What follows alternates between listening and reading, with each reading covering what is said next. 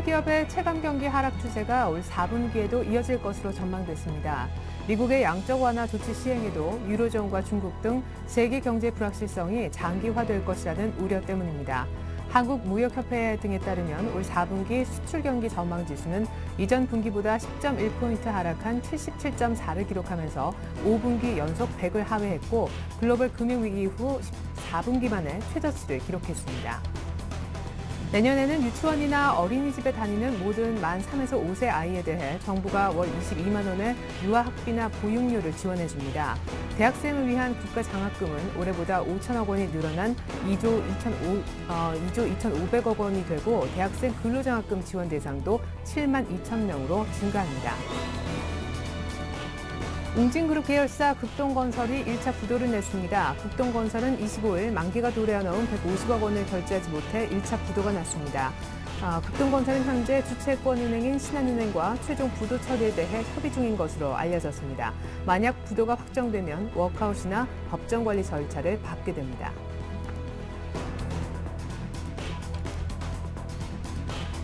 삼성전자가 갤럭시 노트 후속 제품인 갤럭시 노트2를 세계 최초로 국내에 선보였습니다. 전작보다 화면 크기를 키워 5.5인치가 됐고 S펜의 활용도 또한 더 높였습니다. 신종균 IT 모바일 담당 사장은 삼성전자의 휴대전화 역사를 새롭게 쓰겠다고 다짐하며 갤럭시 노트2의 첫 석 달 판매량이 전작의 3배 이상 될 것으로 보인다고 발표했습니다. 출고가는 안드로이드 스마트폰 가운데 처음으로 100만 원이 넘습니다. 안녕하십니까, 쉐리나입니다. 추가 상승 모멘텀이 약화된 가운데 스페인을 중심으로 한 유럽발 위기가 다시 부각될 조짐을 보이고 있죠. 그렇지 않아도 스페인 정부도 이번 주 안에 구제금융 신청을 한 해 만에 하고 있는데 스페인의 한 지방정부가 돈이 없다며 아우성을 치고 있습니다. 국민들은 국민들대로 허리띠 졸라매기가 힘들다면서 지금 대규모 시위를 하고 있다고 하는데요. 이런 가운데 QE3마저 무용론이 대두가 되고 있죠. 미국에 있는 한 연방준비은행 총재가 QE3가 뭐 필요하겠느냐 해도 효과가 있겠느냐고 다시 한번 의문표를 던졌습니다. 자, 뉴욕 증시가 빠졌기 때문에 우리 증시 역시 개장 초반 1960선까지 허용을 했었는데 그러나 요즘 백기사 역할을 해주고 있는 연기금이 오늘도 지수 방어에 도움을 주면서 낙폭을 좀 줄여 1989분까지는 올라오는 데 성공했습니다. 하지만 극동건설의 유동성 위기로 시총 대형 건설주들이 많이 밀리기 때문에 여기서 추가적으로 낙폭을 더 줄이기는 조금 어려워 보이는데요. 어제 많이 빠졌죠? 코스닥은 장중에 상승 전환이 좀 나오고 있습니다만 여전히 기관이 코스닥은 순매도를 보이고 있어서 오늘 플러스로 끝날지는 아직 모르는 상황입니다. 추석 전 힘없는 증시 팔고 갈까요? 일부에서 준비한 소식 먼저 보시죠. 애널리스트에게 듣는다. 오늘은 대신증권 최재식 팀장에게 먼저 듣습니다. 중국 상해종합증시 2,000포인트 위협에 따른 전략 그리고 QE3를 했기 때문에 인플레 우려가 있는데 오히려 이럴 때 더 각광받을 수 있는 금 관련 자산 투자 전략까지 함께 세워보겠습니다. SPM의 김영진 대표 이어서 만나보겠습니다. 지난주 5일선 살려내나 운운했었는데요. 조정폭이 좀 확대되고 있죠. 코스피 시장 변수 점검과 전략 그리고 연휴 앞두고 있는데 수급 전망까지 체크해 볼게요. 평택촌놈의 이기는 전략 시간에 정호영 대표님 만나보겠습니다. SNS 테마 그리고 정치 테마주 대응 전략 짜보고요. 서해건설이란 종목 문재인 관련주 반등으로 순환매 들어올지 종가에 사도될지 알아보겠습니다. 주간 단위로 5% 수익 볼 수 있는 공략주 아이러브스탁 전진우 팀장이 주목하고 있는 진양제약이라는 종목 오늘 설명 들어볼게요. 끝으로 텐스탁의 이광호 팀장님께서 마감 전략 짜주시겠습니다. 추석 앞두고 관망 장세가 계속되고 있는데 보유하고 있는 주식 들고 가도 좋을지 연기금이 증시에 구원투수 돼줄지 알아보겠습니다. 그리고 현재 디스텍 시스템과 LG 이노텍 등을 보유하고 계신데요. 포트폴리오 얘기도 종목별로 체크해 볼게요. 안타깝지만 코스닥도 함께 마이너스권에 머물러 있습니다. 시황센터 먼저 가볼까요? 안녕하세요. 시황센터입니다. 스페인발 유로존 재정 위기가 다시 수면 위로 떠오르는 가운데 이 미국의 경제지표 호조에도 불구하고 3차 양적 완화 효과에 대한 불확실성이 투심을 위축시키는 모습입니다. 오늘 지수는 하락세로 장을 출발해서 장 초반 1968선에 저점을 찍기도 했는데요. 현재는 낙폭을 일부 만회하고 있는 모습입니다. 현재 코스피 지수는요. 전거래일보다 0.57% 하락한 1980.14포인트에서 거래가 되고 있습니다. 현재 코스피 시장에서는 개인이 2천억 가까운 물량을 사들이고 있는데요. 하지만 외국인과 기관의 동반 매도에 또 프로그램 매물까지 부담이 되고 있는 모습입니다. 현재 기관을 통해서는 1,780억 원이 넘는 매물이 출회가 되고 있고요. 외국인 역시 150억 원 정도의 매도 우위 보이고 있습니다. 이어서 코스닥 지수 확인해 보겠습니다. 코스닥 지수는 2시가 가까워오면서 재차 포지션을 바꾸고 하락 반전했습니다. 오늘 하락세로 출발한 코스닥 지수는 장 초반 520선을 위협하기도 했지만 외국인과 기관의 동반 매수에 낙폭을 빠르게 축소하고 강보 확보의 흐름을 유지했었는데요. 현재는 재차 하락해 낙폭을 키우는 모습입니다. 현재 코스닥 지수는요. 전거래일보다 0.26% 하락한 521.61포인트에서 거래가 되고 있습니다. 현재 코스닥 시장에서는 오전장 매수했던 외국인과 기관이 현재 동반 매도하면서 지수 하락을 부추기고 있는데요. 현재 기관은 120억 원 정도, 그리고 외국인도 소폭 매도 우위 보이고 있습니다. 오전장 횡보세를 보이던 환율은요, 이 3차 양적 완화 효과에 대한 회의론이 짙어지면서 투자 심리가 위축돼 상승세를 보이고 있습니다. 현재 환율은요, 전거래일보다 2원 10전 상승한 1,121원 선에서 거래가 되고 있네요.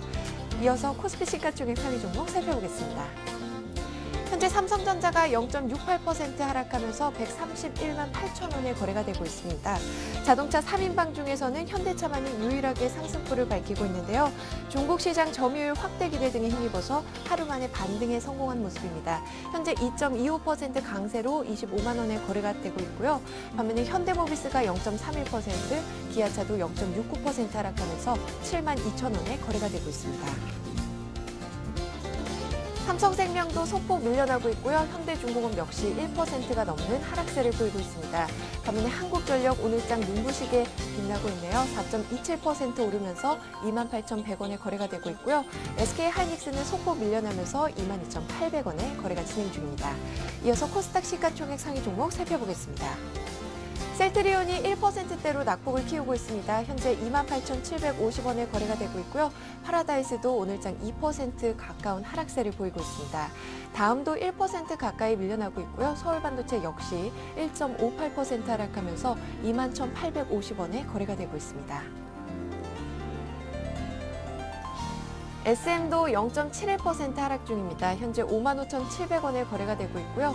SK브로드밴드와 포스코 ICT도 약보 합권에서 젠백스 역시 0.88% 조정을 받으면서 39,400원에 거래가 되고 있습니다. 이어서 이 시각 특징 업종 및 테마 종목 살펴보겠습니다. 현재 대부분의 업종이 하락세를 보이고 있는데요. IT 업종이 외국인과 기관의 동반 매도에 연일 부진한 흐름을 보이고 있습니다. 삼성전자는 장 초반에 1%가 넘는 하락세를 보였는데요. 현재는 낙폭을 일부 만회하고 약 보합권에서 131만 8천 원에 거래가 되고 있습니다. SK하이닉스 주당 100원씩 떨어지고 있고요. 현재 LG디스플레이도 1.24%, LG전자도 현재는 하락 반전한 모습입니다. 69,500원에 거래가 되고 있습니다. 삼성 SDI도 2.25% 낙폭을 키우면서 현재 15만 2천 원에 거래가 진행 중이네요. 건설주가 극동건설의 1차 부도 소식에 투자 심리가 위축되면서 일제히 하락하고 있습니다. 현재 기관을 통해서 매물이 강하게 나오고 있는데요. 오전장에 비해 낙폭을 더 키운 모습입니다.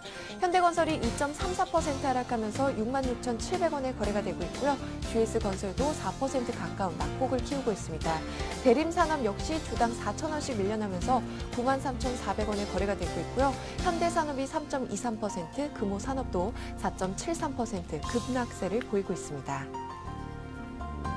코스피가 이틀째 조정을 받고 있는 가운데 증권주들 역시 동반 하락하고 있습니다. 증권주 살펴보시면 현재 현대증권은 1.47% 하락하면서 9,410원에 거래가 되고 있고요. 대우증권도 1.54% 하락하고 있습니다.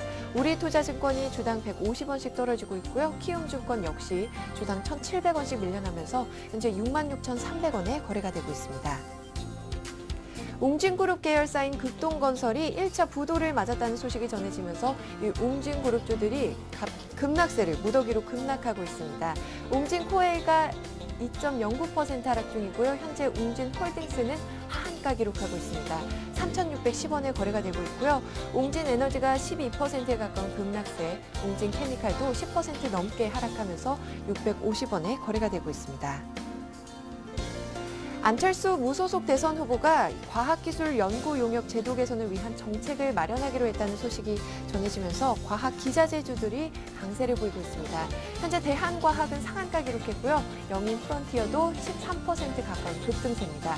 서린바이오 역시 5.49% 상승하면서 9,600원에 거래가 되고 있습니다. 또한 안철수 대선 후보는 이 원자력 발전소의 부정적인 견해를 나타내고 신재생에너지와 스마트 그리드 정책을 비중 있게 다룰 것이라는 전망이 나오면서 이제 관련 종목들이 강세를 보이고 있습니다. 현재 스마트 그리드주에서 PS텍은 상한가 기록했고요. 누리텔레콤도 상한가를 기록하고 있습니다. 옴니시스템 7% 넘는 급등세고요. 비츠로셀이 4.26%, 삼진 L&D도 10% 넘게 급등하면서 3,570원에 거래가 되고 있습니다. 전날 줄줄이 하락 마감했던 창투사주들이요. 각 대선 후보가 잇따라서 벤처기업에 대한 지원책을 내놓으면서 이 정책 수혜 기대감에 강세를 보이고 있습니다. 우리기술투자가 12%에 가까운 급등세를 보이면서 660원에 거래가 되고 있고요. 현재 에이티넘인베스트가 6% 넘게 강세를 보이고 있습니다. 대성창투도 5.57% 강세를 보이고 있고요. 엔벤처투자 역시 1.84% 상승 중이네요. 전날 급락했던 SNS 관련주들도 오늘장 하루 만에 반등에 성공하고 있습니다. 현재 대선 후보들이 트위터와 페이스북 등 SNS를 적극 활용해서 대선 행보를 펼치면서 이 선거 테마주로 급부상 중인데요. 현재 오늘과 내일은 상한가 기록했고요. 이루온도 7.58% 급등 중입니다. SK컴즈가 3% 넘게 오르면서 11,800원에 거래가 되고 있고요. 가비아 역시 6,870원에 거래가 진행 중입니다. 한국전력이 셰일가스 도입으로 이 수혜 기대감에 힘입어서 나흘째 상승하고 있습니다. 현재 한국전력은 주당 1,100원씩 오르면서 28,050원에 거래가 되고 있습니다. 지금까지 시황센터에서 김혜선이었습니다. 네. 여의도 쪽 분석을 한번 들어볼까요? 대신증권으로 가서 최재식 팀장님부터 만나보겠습니다. 안녕하세요. 네, 안녕하십니까? 네, 그래도 초반보다는 낙폭을 좀 줄여서 1980 부근에서 등락인데 여전히 기관의 팔자가 좀 부담이네요. 네, 뭐 전체적으로 외국인하고 기관들이 많이 나오고 있고요. 기관의 물량은 투신과 그리고 국정사업본부의 프로그램 매매 이렇게 영향지면서 전체적으로 프로그램이 많이 나오고 있습니다. 그래서 외국인들은 3일 연속 관망세로 보여주고 있고요. 이러한 것들은 최근에 많이 올라서 뉴욕 증시가 하락한 것처럼 전체적으로 심리가 좀 이렇게 주춤한 상태에서 나온 것 같습니다. 예. 또 하나의 우려는 우리 증시는 그래도 2,000을 한번 봤다지만 경기 침체 장기화 우려가 있는 중국장인 것 같습니다. 중국장에 좀 고개를 들어야 우리 소재, 산업재 쪽도 반짝 웃을 텐데요. 중국 상해종합증시 지금 2,000선 거의 위협하고 있잖아요. 이에 맞는 우리 시장 투자 전략 어떻게 세워보면 좋을까요? 네, 일단 중국 증시가 상해종합주의 2,000선을 하향할 가능성은 아직 높다고 생각이 되는데요. 그렇게 된다면 아마 코스피가 좀 올라가게 된다면 코스피하고 상해종합지수 역전이 될 가능성이 있습니다. 예. 그만큼 중국의 경기 둔화가 예상보다 약한 통화 정책이라든지 약한 재정 정책 영향으로 중국 증시가 힘을 못 받고 있는 것 같고요. 또 경기 둔화도 당초 1분기에서 계속 뒤로 미뤄지고 있는데 네. 3분기 저점이 일각에서는 아니라는 것도 있는데 어쨌든 3분기 성장률 자체가 2분기보다는 떨어질 가능성이 아직 높습니다. 그래서 네. 전체적으로 경기 둔화에 따른 중국 증시 하방 압력은 아직 높다고 생각됩니다. 그래서 중국 영향을 받는 우리나라 관련 소재 산업재 섹터는 저는 계속적으로 기술적 트레이딩 정도 대상일 뿐 주 관심 대상은 아니다 생각되고요. 상대적으로 나은 미국의 컨셉이 되고 있는 미국 관련주에 더 주목합니다. 어저께 발표된 미국 컨퍼런스 보드 9월 소비자 신뢰지수는 7개월 내 최고를 기록했습니다. 그만큼 이제 미국에 관련된 소비 브랜드 업체 중에서 삼성전자를 주목을 하고요. 삼성전자는 3분기 영업이익이 YY로 79% 증가하고요. 전 기비 대비 25% 증가 예상됩니다. 그래서 삼성전자라든지 인터플러스 이런 소비와 관련된 핵심 브랜드주에 더 관심이 필요하지 않을까 싶습니다. 네, 중국장은 2,000원을 깰 수도 있다. 그러면 우리 코스피가 더 진짜 높아지겠어요. 어쨌든 중국 쪽에 있는 소재 산업재는 트레이딩만 짧게 좀 하자라고 대상을 국한시켜 주셨습니다. 자, 8월 달부터 금에 대한 관심도가 커졌습니다. 사실은 Q3 하면 인플레 우려가 커지잖아요. 더 이제 반대급부로 각광받을 수 있는 쪽이 금인데 예전에도 한번 금 ETF가 대안이다라는 설명을 해주신 바 있죠. 지금이라도 금 관심 가져볼 만한가요? 네, 일단 제가 정확히 뭐 8월 한 24일 정도에 이제 말씀을 드렸었는데 그 이후로 어제 종가까지 한 6% 가량이 이제 ETF 측면에서 주가가 순위로 올랐더라고요. 전체적으로 금은 주식, 채권 그리고 이러한 구분을 한다라면 거기에 포함되는 자산 배분 중에 하나가 꼭 돼야 되지 않을까 생각이 들고요. 내년 상저하고의 글로벌 경기 회복 흐름과 그리고 경기 회복이 되면서 물가 상승 압력이 좀 점차적으로 연말로 갈수록 약간 상승 압력이 커지는 걸 고려한다면 금 같은 경우에는 일정 수준 조정시마다 좀 정투자를 해서 사볼 필요가 있지 않나 싶고요. 금 투자 방법은 금 파생 관련 펀드도 있고 파생 ETF도 있고 금 광산 주식에 투자하는 펀드도 있습니다. 근데 가장 효율적인 측면, 수수료 측면이라든지 수익률 측면에서 본다면 금 관련 파생 ETF가 가장 효과적이지 않나 생각됩니다. 네, 금 관련 투자 지금도 유망하고 펀드보다는 ETF라는 쪽이 더 나을 것 같다. 더 자세한 것은 증권사나 문의해 보시면 아마 자세하게 설명해 줄 것 같습니다. 그래요. 미국 소비주 중심으로 컨셉을 좀 잡자. 삼성전자 예도 들어주셨는데 주말에 이제 스페인 얘기가 한창 나올 것 같아서 IT라든가 이렇게 시장 상황과 굉장히 민감하게 반응하는 대형주 사기가 조금은 용기가 안 나시는 분들도 많을 것 같아요. 추석도 또 코앞이잖아요. 마감 전략 짜주세요. 네. 일단 금주 말에 스페인 정부의 2014년 예산안, 그리고 경제 개혁안, 스페인 은행주 스트레스 테스트 이런 굵직굵직한 스페인 이슈가 있는데요. 그 전까지는 이렇게 지수가 이렇게 이렇게 정체 과정이면서 관망세 국면의 제한적인 하락세 정도 나타날 수는 있습니다. 그렇지만 그 본격적인 결과가 나오기 전까지는 지수가 아랫방향으로 지속적으로 나타나기 힘들고 그렇다고 해서 윗방향으로 나오기 힘들기 때문에 제한적인 약세 정도로 예상하면 됩니다. 그래서 그러한 국면에서는 아무래도 중소형 개별주가 나올 수 있을 것이고요. 현재 그런 양상이 진행되고 있습니다. 그렇지만 이제 상대적으로 시장의 관망세로 해서 지수가 정체일 때 대형주가 조정을 받는다면 일부 대형 실적 호전주 같은 경우는 저점 매수 대상일 것이고요. 그 부분은 아까 삼성전자를 예를 들어 설명을 드렸습니다. 그래서 그런 종목 중심으로 해서 다음 추석 시즌을 맞이하면 되지 않을까 싶습니다. 예, 그러니까 굳이 팔고 추석을 맞을 필요까지는 없는 거죠. 오히려 실적이 호전되는 대형주는 사도 된다고 하시니까요. 네, 그렇습니다. 네, 잘 들었습니다. 지금까지 대신증권 최재식 팀장님과 함께했습니다. 감사합니다. 네, 감사합니다.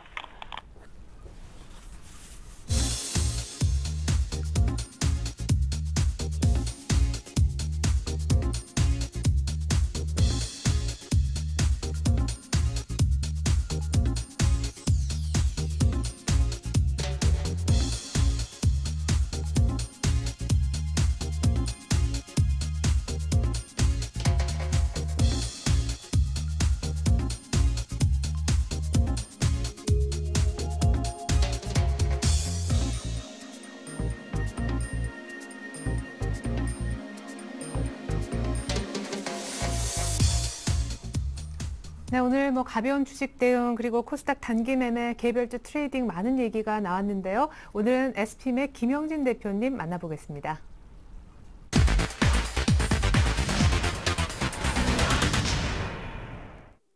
네, 대표님 안녕하세요. 예, 안녕하십니까? 네, 시장 하락이 약간 더 진행이 되는 것 같아요. 지난주만 해도 5일선 부분에서 좀 맴돌았는데 1950 갭을 다 메울 모양이네요. 네, 거의 갭을 메워가고 있다 이렇게 봐야 될 것 같습니다. 지금 새로 나온 얘기는 아니지만 QE 관련한 회의론이나 유로존 갈등의 재현 같은 모습들 조금씩 나오다가 이제는 시장에 한번 충격을 주는 듯한 그런 모습이라고 생각이 되는데요. 어떻게 보면 당연한 수순이다라고 생각이 됩니다. FRB하고 ECB가 그렇다라고 하니까 그런가 보다라고 생각들을 하고 있지만 정책 시행 이전에 우려되어 왔었던 부분이 모두 다 해결되거나 아니면 합의가 완료된 것은 아니다라고 생각이 됩니다. 언제든지 잡음은 나올 수 있다라고 생각이 되는데 그거에 대해서 어떻게 우리가 시장에서 대응을 할 것인가 그게 더 중요하다라고 생각이 되는데 시장의 등락 요인으로 지금 이것이 작동이 된다 이렇게 생각할 뿐이지 시스템에 문제가 된다 이렇게 생각하는 사람은 거의 없을 것입니다. 그렇기 때문에 정책적으로 최악을 막는다는 것을 이미 시장에 보여줬기 때문에 시장이 그걸 인식하고 있는 그런 상황이라고 한다면 시장 등락 요인 그 이상으로 확대 해석은 불필요해 보인다 이렇게 생각이 되고요. 정책 시행 초기 단계니까 이러한 회의론의 등장이 전에 언급하였듯이 시장 참여의 기회 정도로 좀 볼 필요 있겠다 이렇게 생각이 되는데 약간 좀 속도 조절은 좀 필요해 보인다라고 생각이 되고 지금 아시아 증시가 그나마 우리 시장이 좀 나은 편입니다. 0.6% 내렸고 니케이 같은 경우 거의 2% 가까이 내리는 모습들이고 중국 쪽에서 계속 안 좋은 모습을 이어가고 있는 그런 모습이기 때문에 약간 속도 조절은 좀 필요해 보인다 이렇게 생각이 되고요. 기술적으로 봤을 때 5일선이나 11선이나 일목균형표의 전환선이나 다 1990포인트까지 수렴이 돼 있는 그런 모습인데 이러한 수렴 이후에 이탈을 했기 때문에 어느 정도 하락은 좀 벌어질 수밖에 없다. 하지만 지금 일정 하락을 한 이후에 하방 경직성이 좀 구축이 되고 있다는 점, 이 점이 좀 특징적이다 이렇게 볼 수가 있겠는데 아까 말씀드렸듯이 우리 시장이 좀 덜 내리죠. 일단 오늘 1960포인트대까지 진입을 했기 때문에 지난 갭 발생 구간까지 어느 정도 조정을 보였다. 그렇다면 대강 갭 메우기 과정은 마무리됐다 이렇게 볼 수가 있겠죠. 그러면 1차 수렴 구간이 5일선하고 11선하고 전환선이 모이면서 한번 수렴 구간이 마무리되면서 하향 이탈했다라고 본다면은 이제 2차 수렴 과정이 진행될 것이다 이렇게 봐야 되겠죠. 21이평이 좀 올라오고 있습니다. 그렇다면 21이평이 현재 한 1950포인트 중반까지 상승을 해온 그런 상황이기 때문에 금주 후반이나 다음 주 초에 또 이제 2차 수렴 과정을 거치면서 그 이후에 한번 좀 더 큰 방향성이 나타나지 않을까 그런 생각이 든다 이렇게 말씀을 드리겠습니다. 네. 수급 쪽에도 좀 변화가 생긴 것 같아요. 이미 지난주에 외국인들도 속도 조절을 충분히 할 구간이 왔다라고 했는데 외국인들도 많이는 아니지만 이제 슬쩍슬쩍 파는 모습이고 오히려 연기금이 살 정도입니다. 그리고 또 하나의 변수로 얘기하셨던 상해종합지수 2,000을 깰 수도 있다는 얘기까지 나오고 있네요. 그러게요. 상해종합지수가 지금 장중 등락 요인으로 작용이 되고 있습니다. 물론 아침에 시작할 때는 미국 시장이나 유럽 시장으로 시작을 하는데 장중에 등락 요인이 나타나는 것을 보면 거의 상해 증시하고 거의 유사하게 나타나고 있습니다. 지금도 상해 증시 등락에 따라서 우리 시장이 왔다 갔다 하고 있는데 그나마 다행스럽다라는 건 아까 말씀드렸듯이 수급 쪽에서 조용하기 때문에 등락폭이 그나마 우리가 좀 덜하다 이렇게 생각이 되는 것이고요. 물론 상해 증시가 언제 좋은 뉴스가 나올까 이거에 대해서는 다들 10월 이후를 얘기하고 있기 때문에 아까 제 이전에 나오신 분이 코스피하고 상해 증시가 이제 지수가 바뀌는 것이 위치가 바뀌는 것이 아니냐라는 말씀을 하셨는데 그것도 또 어느 정도 가능하다라고 생각이 되는 이유가 지금 계속 신저점을 갈아치우면서 내려오고 있기 때문에 어느 정도 가능하다 이 얘기가 좀 설득력이 있다라고 생각이 되고요. 지금 중국 상해 증시 본다면 2008년 금융위기 수준까지 하락한 상황이기 때문에 거의 혼자 위기 상황으로 들어서고 있다 이렇게 봐야 되겠죠. 중국 시장에 대해서 계속 흉흉한 얘기가 나오고 있는데 그걸 확대 해석한다라기보다도 이 역시 마찬가지로 기회 요인으로는 볼 수가 있겠지만 글쎄요. 지금 당장에는 우리 시장에 좀 부담이 되는 요인이다. 이렇게 좀 봐야 될 것 같고요. 이 수급의 변화가 좀 조용하다라는 말씀을 아까도 말씀을 드렸지만 지금 수급 쪽을 잠깐 살펴보면은요. 이러한 아까 말씀드렸던 수렴 이후에 좀 변동성이 좀 나타날 경우에는 좀 크게 나타났었는데 예전에 비하면은 지금 이 하락이 공포스럽거나 아니면 크다라는 생각이 안 들죠. 지수가 고점에 지금 2,000포인트도 한번 찍은 그런 상황에 2,000포인트 가까이 있는 그런 고점이기 때문에 하락폭이 상당히 커질 수도 있고 또 어제나 그제 이렇게 중소형주가 타격을 받은 상황이기 때문에 투자 심리가 좀 악화될 수도 있는 그런 상황인데 그다지 큰 타격이 없다라고 생각하는 거 그렇게 느낄 수 있는 그런 상황 그리고 수급의 중립적인 모습에서 찾을 수 있다. 이 점을 봐야 될 것 같습니다. 외국인 쪽 얘기를 하는 건데요. 주식시장 3일째 매도를 하고 있지만 어떤 방향을 제시하기에는 너무 작은 금액이죠. 또 화생상품 시장 쪽에서의 움직임 역시 그 규모가 예전보다는 아주 상대적으로 작습니다. 어떤 악재성 재료가 나오기만 하면 건수 잡아가지고 외국인 쪽에서 큰 변화가 화생상품 시장 쪽에서 나왔었는데 지난 선물옵션 만기일 이후에는 큰 움직임이 없습니다. 하루 건너 매수 매도 반복하고 있고 오늘이나 어제 좀 매도가 나오고 있는 선물시장 쪽에서의 누적 포지션을 살펴보더라도 거의 스퀘어 포지션입니다. 오늘까지요. 그렇다라고 한다면 별로 방향성을 제시하고 있지 않은 상황이고 오늘 같은 경우 되레 풋옵션 쪽에서 매도가 나오고 있기 때문에 이제 누적으로 따져보면 풋옵션 쪽도 매도가 나온다는 것이죠. 결국 수급을 파생 상품 시장 종합적으로 놓고 본다면은 중립적인 모양이지 하락을 겨냥하고 있다 이렇게 볼 수 없기 때문에 지금 전체적인 수급 쪽에서는 좀 중립적인 모습 그렇기 때문에 우리 시장이 좀 덜 내린다 이렇게 볼 수가 있겠고요. 어느 상황에서 놓고 봤을 때 이 주변 환경이 과연 어떻게 달라졌나 이렇게 돌아보면은 이 외국인 쪽에서 안 팔았기 때문에 괜찮다라기보다도 외국인이 팔만한 주변 여건이 아니다라는 점도 한번 살펴볼 필요가 있어 보입니다. 그러니까 원인과 결과를 바꾸면 안 되겠죠.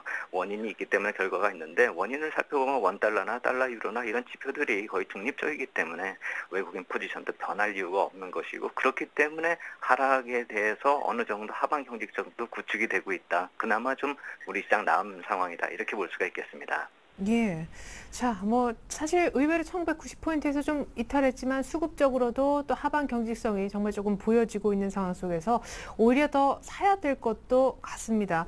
어느 정도 지수대에서 어떤 종목을 사면 되는지 중국은 계속 부정적이니까요. 산업재 쪽은 비중을 좀 줄일까요? 최근에 신고가 종목 얘기도 하셨었잖아요. 네, 그렇기 때문에 이번에 사야 되는 종목 쪽으로는 전에도 말씀드렸듯이 이 윈도우 드레싱 효과나요. 이제 월말이나 분기말 이쪽에서 생각이 들어서 윈도우 드레싱 효과 같은 것도 한번 생각을 해보고 윈도우 드레싱하고 일맥상통하는 얘기가 실적 시즌의 주가 재편 이거를 한번 또 생각을 해봐야 되겠죠. 결국 이런 것이 특정 매수세가 유입될 수가 있고 또 수급이 좀 유리하다는 점에서 보면 이게 윈도우 드레싱 같은 경우는 단기적인 효과가 될 테고 실적 시즌의 주가 재편은 좀 중기적으로 벌어지는 일이다 이렇게 생각이 되겠죠.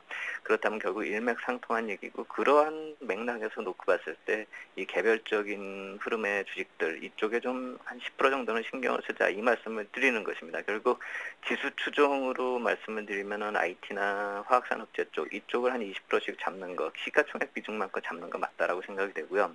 필수 소비재 쪽이 의외로 최근에 좀 강했었죠. 좀 줄여놓은 포지션이지만 그대로 한 10%는 그냥 유지시키자 이 말씀을 드리겠고 이 개별 신고가 흐름 중에서 이 필수 소비재하고 좀 공통적으로 좀 겹치는 종목들도 있고 하는데 최근에 나타나는 이렇게 신고가 흐름의 종목들 이것이 어떤 부류이냐에 따라서 약간 틀리겠죠. 이것이 최근에 언론에 나오고 있는 작전이나 이런 것이라고 한다면 좀 주의를 해야 되겠지만 그것이 아니라 이 펀더멘털적 배경이 있는 그런 주식이라고 한다면은 중기적으로 실적 시즌에 맞는 종목이다 이렇게 보시는 게 맞을 것입니다. 아마 지난주에 스마트폰 관련해가지고 말씀을 드린 게 있을 텐데 이러한 부품주 중에서도 신고가 내는 종목이 오히려 신뢰성이 간다 이 말씀을 드리는 그 맥락에서 한번 보시면 될 것이다 이렇게 생각이 되고 지금 이 개별 신고가 흐름 10%를 편입하자라는 것이 스마트폰 부품주를 말씀을 드린 것은 아니지만 지난주에 말씀드렸던 그 점의 맥락으로 한번 이해를 하실 필요가 있다 이 말씀을 드리는 것이고요. 결국 개별 신고가 흐름을 한 10% 정도 편입을 시켰기 때문에 현금이 한 40%로 줄어들었고요. 지금 이것은 한 1970포인트 정도 지수에서 이렇게 구성을 하자 이 말씀을 드리는 것이고 예전에 말씀드렸듯이 갭을 완전히 메우고 한 1960포인트 이하로 내려간다라고 한다면 현금을 한 30% 정도로 줄이고 또 한 10% 정도는 주식 편입 비중을 늘리자. 그때는 지수 관련주 쪽으로 늘리자 이 말씀을 드리겠고 한 가지 더 말씀을 드린다면 지금 강한 종목 아까 신고가라고 말씀을 드렸지만 이 종목들이 이 10월에도 강할 가능성이 크다는 관점 이 관점은 다시 한번 생각해 볼 필요가 있겠다 이렇게 말씀을 드리겠습니다. 네, 그럼 개별 신고가 종목 지금 잡아서 금방 파시는 게 아니라 약간 중기적으로도 네, 맞습니다. 중기적인 관점에서 아까 말씀드렸듯이 그것이 단순히 재료에 의한 것이 아니라 펀더멘털적 배경이 된다라고 한다면 실적 시즌 중반까지 10월 중반까지 한번 지켜볼 필요가 있겠다 이렇게 생각이 된다 말씀을 드리겠습니다. 네, 개별 신고가가 굳이 스마트폰 부품주일 필요는 없다라고도 하시면서 음식료 쪽과도 겹친다라고 하시니까 너무 많잖아요. 물론 어제 좀 밀린 종목들도 많습니다만 대략 어느 쪽을 얘기하시는 건지. 아까 말씀드렸듯이 필수 소비재하고 좀 겹치는 면이 없지 않아 있습니다. 근데 이제 필수 소비재라고 하면 보통 음식료를 생각을 해왔었는데요. 최근에 엔터테인먼트 해가지고 놀고 먹고 즐기는 이쪽으로 주식들을 좀 편입시키자 이런 얘기가 나오고 있는데 사실 저는 그거에 대해서 중기적인 관점에서 이 자본 재구성에 있어서 사회적인 측면에서 놓고 본다면 좀 안 좋은 현상이 지금 벌어지고 있다라고 생각이 되는데 투자의 관점에서 놓고 본다면 그 먹고 놀고 즐기는 이쪽으로도 한번 생각을 해봐야 됩니다. 결국 아까 말씀을 드렸듯이 어떤 재료가 뒷받침되지 않고 펀더멘털적으로 뒷받침되는 놓고 놀고 즐기는 그 주식들을 한번 살펴본다면은 종목을 굳이 말씀을 드린다면 제일기획이나 S1이나 이런 종목들 한번 신고가 흐름의 종목 쪽을 다시 한번 살펴볼 필요가 있지 않을까 그런 생각이 든다 말씀을 드리겠고, 예전에 말씀드렸었던 대상 같은 종목들 많이 올라 있기 때문에 접근하기가 좀 힘들어 보이는데, 시장이 좀 조정을 보이면서 주가 역시 마찬가지로 조정을 보인다면 이런 종목들 한번 접근해 볼 만하다 이렇게 말씀을 드리겠습니다. 네, 아유, 또 종목까지 잘 들어봤습니다. 먹고 놀고 즐기는 쪽 이제는 무시하면 안 될 것 같아요. SPM의 김영진 대표님 또 전략 확인했습니다. 감사합니다. 감사합니다.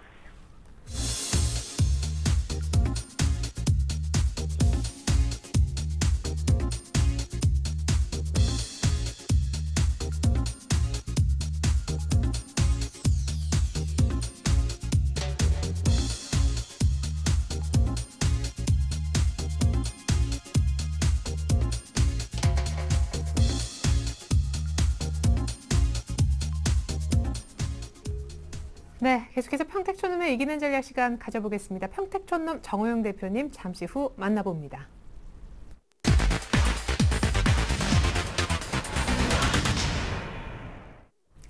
네, 정 대표님 안녕하세요. 네, 안녕하세요. 네, 드디어 해외 증시에서도 뭐 여러 가지 이유를 붙여서 약간 하락하는 기미가 나타나고 있는데 우리도 이러다가 좀 밀리는 거 아닌지 걱정됩니다. 오늘 오후장 전략 부탁드릴게요.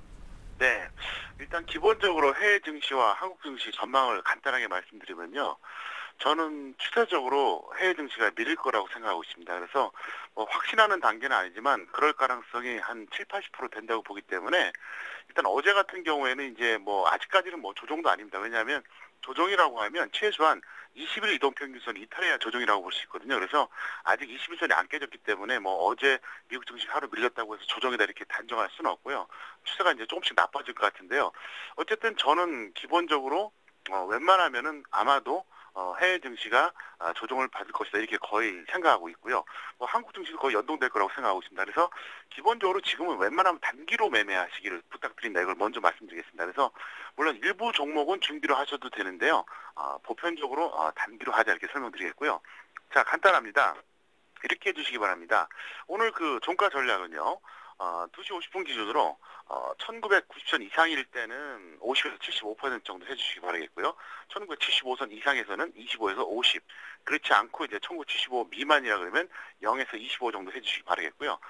코스닥 테마주 대응 전략 다시 한번 짜드리겠습니다.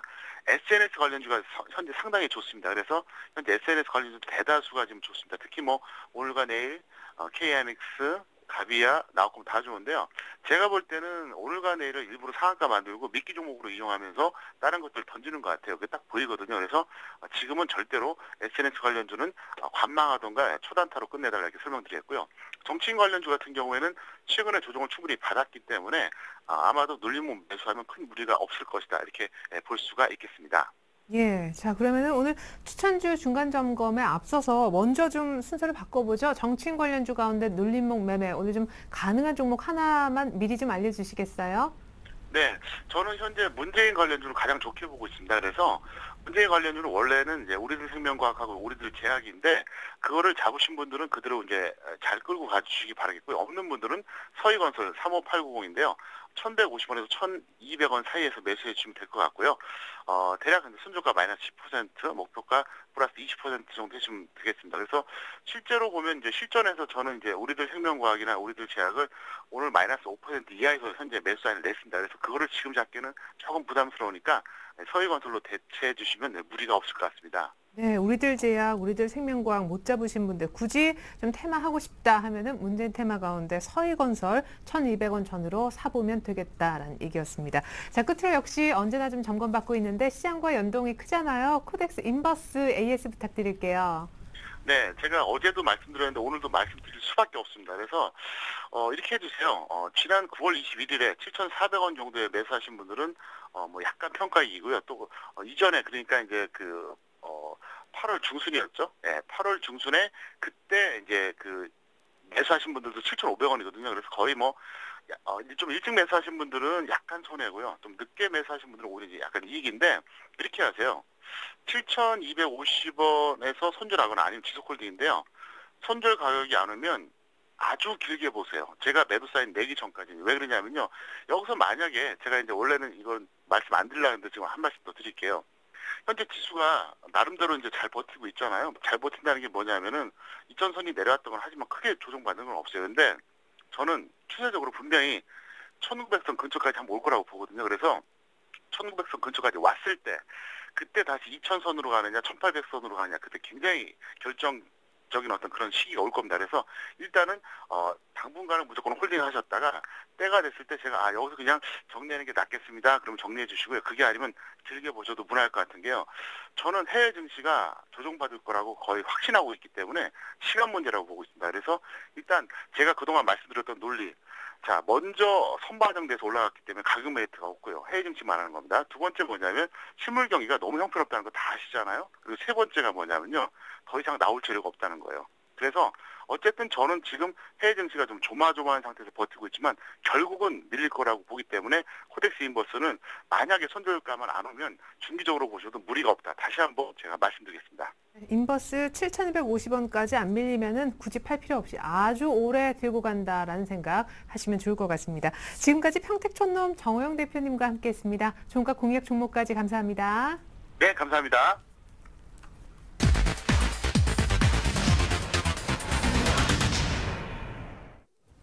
주간 5% 공략주 김보람입니다. 일주일 동안 5% 수익이 기대되는 종목을 찾아드리는 순서인데요. 먼저 한 주간의 수익률부터 공개합니다. 아쉽게도 손절가 이탈한 종목이 두 종목이 있습니다. 먼저 동양증권 박현상 대리의 인터파크. 어제까지 아이마켓 코리아 인수했다는 시너지효과 기대감으로 7,100원까지 올랐었는데요. 7,000원을 기해서 외국인과 개인의 차익 매물이 출회되는 것으로 보입니다. 오늘 5% 가까이 밀리면서 손절가 터치했는데요. 하지만 손절가가 짧게 설정이 됐기 때문에 손실은 크지 않으실 것으로 보입니다. JB스탁 이정복 대표 손오공 0.1% 수익이고요. 아이러브스탁 전진우 팀장의 프리엠스가 지난주 수요일 손절가 터치했습니다.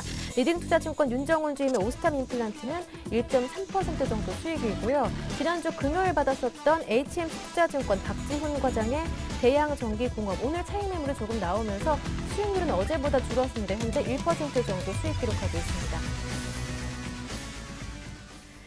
이 가운데 오늘은 아이러브스탁 전진우 팀장과 함께하겠습니다. 안녕하세요. 네, 안녕하세요. 네, 오랜만에 2주 만에 뵙는데요. 지난주 수요일 추천 종목이었던 프리엠스가 손절가 이탈했습니다. 어떻게 대응해 볼까요? 네, 지난주에 특집 방송, 그죠? 한 주 터미널이 있었습니다. 프리엠스 안철수 인맥 관련주로 좀 엮여 있다라고 말씀을 드렸었는데요. 지난주에 안철수 원장이 대선 테마 출마 기자회견을 한 이후에 관련주들의 주가가 조금 지난달 말부터 이번 주 초까지 좀 큰 폭으로 하락을 하면서 프리엠스 역시 손절가로 제시드린 5,070원대 좀 이탈하는 모습을 보였고요. 다만 지난번에도 말씀을 드렸듯이 기술적으로는 지지를 받아야 되는 점들이지 않습니까?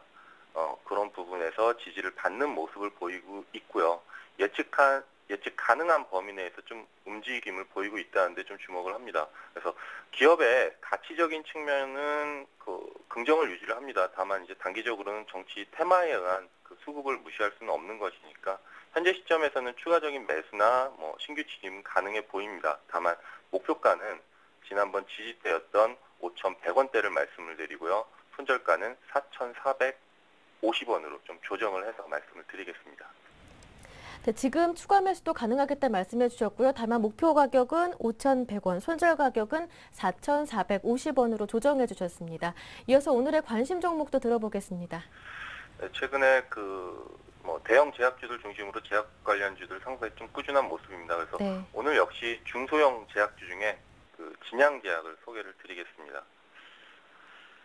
진양제약은요, 순환계 소화기용 약을 주로 생산을 하고 올해 4월부터 좀 시행된 정부의 약가 정책 인하로 인해서 올 상반기 매출액은 좀 소폭 감소를 했습니다. 다만 이제 영업인력이 통한 구조조정을 통한 판관비 절감을 통해서 오히려 영업이익은 오히려 한 13억 원 정도로 흑자 전환을 했고요. 최근에 좀 수급상 관심을 받는 내용은 전년도 기준으로 한 1,000억 원 정도가 발기부전 치료제 시장에서의 시장 규모인데 지난 5월 달에 비아그라 물질의 특허가 만료가 되면서 국내 제약업체들의 좀 관련된 복제 생산이 가능해졌다라는 거죠. 그래서 지난 6월달 발기부전 치료제인 프리그라를 출시를 함으로써 포스트 비아그라 관련 수혜주로서 좀 관심을 받는 모습입니다.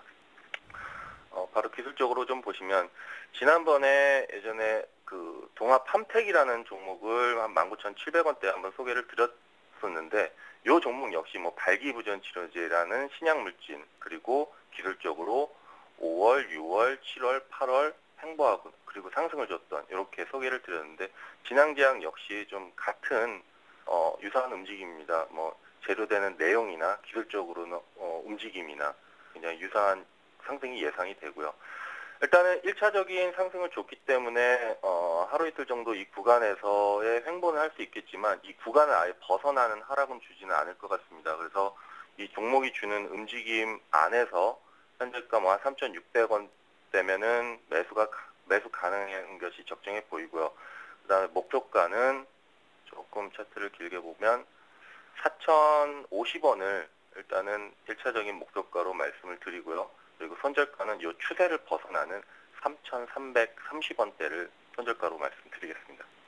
네, 지난번 큰 수익을 안겨줬던 동합함택과 같은 흐름이 예상되는 종목으로 오늘 다시 제약주로 눈을 돌려주셨습니다. 진양제약 받아봤습니다.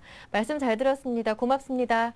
네, 감사합니다. 네, 지금까지 주간 5% 공략주 김보람이었습니다.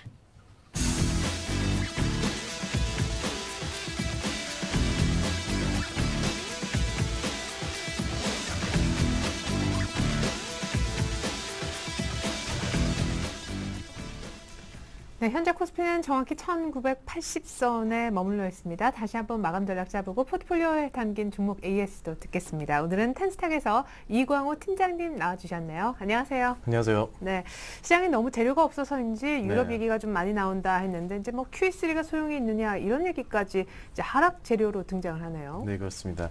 지난번 연준의 그 양적 완화 이후에 증시가 이렇다 할 모멘텀이 부족을 하면서 지금 현재 7거래일째 기간 조정을 이어가고 있다고 보고 있습니다.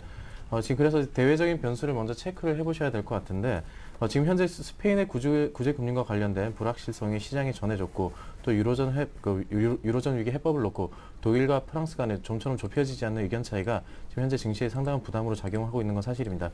하지만 이러한 유럽에서 전해지는 부정적인 뉴스의 경우에는 이제 근본적인 처방과 또 최종 방화벽 구축 과정에서 발생할 수밖에 없는 어느 정도 마찰음이라 정도이기 때문에 앞으로 시장 급락을 이끌어내는 중대 악재로 작용할 것 같아 보이진 않습니다.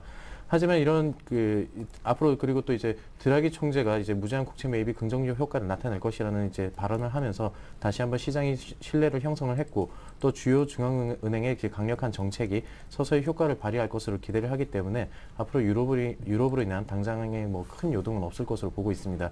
하지만 좀 더 장기적으로 이제 또 시장을 보시자면 여전히 경기 회복에 대해 낙관하기만은 조금 무리지 않나 보이는데 특히 미국 같은 경우는 경기의 바로메타라고 할 수 있는 페덱스와 캐터필러라는 이제 종목들이 장기 실적 전망이 하향 조정됐는데 그 이유가 중국 같은 이제 큰 국가들의 경제 불안이 기인한 하향 조정이었기 때문에 장기 글로벌 경기 회복이 양적 완화 조치에도 불구하고 그렇게 녹록치만 않아 보이는 게 사실입니다.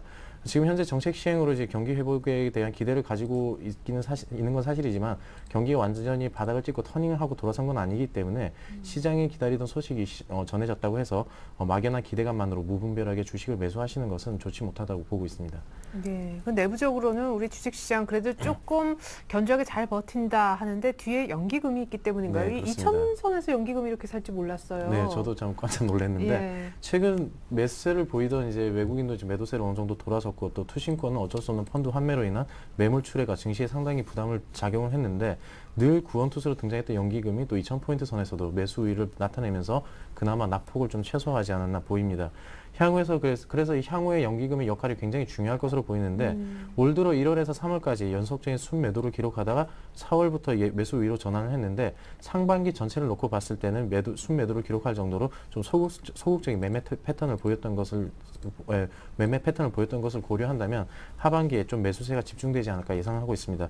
그리고 국민연금 같은 경우는 주식 비중을 18%에서 19.3%까지 이제 확대하겠다고 계획안을 발표를 했는데 이 부분을 단순히 금액적으로만 환산을 한다면 한다면 7조 8천원 정도로 이제 될 것으로 판단을 하는데 이렇게 연기금의 매수 여력이 충분해 보이는 만큼 앞으로 외국인 못지않게 연기금에 선호하는 종목을 따져보시는 것이 중요하다고 보고 있습니다. 네, 이제 추석이 불과 나흘밖에 안 남았습니다. 네. 이번에 보름달 불 수 있다고 하는데 뭐 주식이 있어야 그래 내 종목 올라라 이제 그쵸. 소원을 빌 수가 있죠. 그냥 네. 들고 가도 되는 거죠?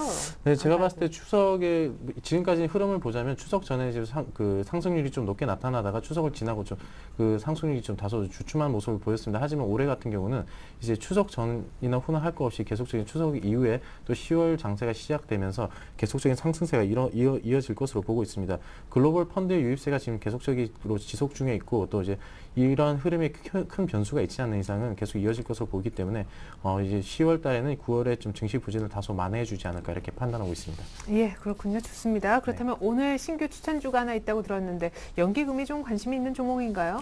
연기금에서도 어느 정도 이 종목을 매수해주고 있고 또 이제 아직까지는 이렇게 IT 부품주에 대한 그 시각을 좀 놓칠 수 없기 때문에 오늘 심택이라는 종목 한번 준비를 해봤습니다. 2012년 하반기 들어서 이제 좀 실적 개선 속도가 빨라지고 있다는 점에 주목을 해봤는데 올 하반기 영업이익은 366억으로 개선이 되면서 상반기 대비 37%, 전년 동기 대비한다면 39% 정도 증가할 것으로 보고 있습니다. 이렇게 실적 개선을 이끌어낼 수 있었던 결정적 이유는 그동안 이제 PC 관련 매출 중심에서 이제 모바일 관련 제품으로의 매출 구조를 좀 다변화한 데 있다고 할 수가 있겠는데 기존의 PC 중심의 매출 구조가 이제 서버 관련 제품에 이어서 모바일로 다변화됨에 따라 그동안 이제 동사의 주가의 발목을 잡고 있었던 매출 구조의 부정적 인식이 점차 해소되지 않을까 판단을 합니다. 하반기 들어서 실적 개선을 이뤄내면서 지금 현재 저평가돼 있다고 판단되는 이 지금 주가는 다시 한번 제자리를 찾을 것으로 보이기 때문에 이 종목을 준비를 해봤고 제가 이 부분을 이제 그 차트를 보시면서 제가 가격적인 설명을 잠깐 드리자면 네. 죄송합니다. 차트가 안 열리네요. 네. 지금 그동안 이제 한 2개월가량 이제 바닥을 다지면서 흘러왔던 이런 흐름이 이제 최근 들어서 상승 반전을 꾀하는 모습을 많이 나타내고 있습니다. 네. 이런 흐름 가운데 이제 어느 정도 레벨업 초입 구간에 있지 않나 이렇게 판단이 되고 있고 그동안 이제 11,000원대에 걸려있는 매물이 어느 정도 지지력을 보여준 것으로 확인되기 때문에 이 종목 금일 종가에 이 종목 담으신다면 1차 목표가 13,500원까지는 무난하게 갈 수 있지 않을까 보고 있습니다.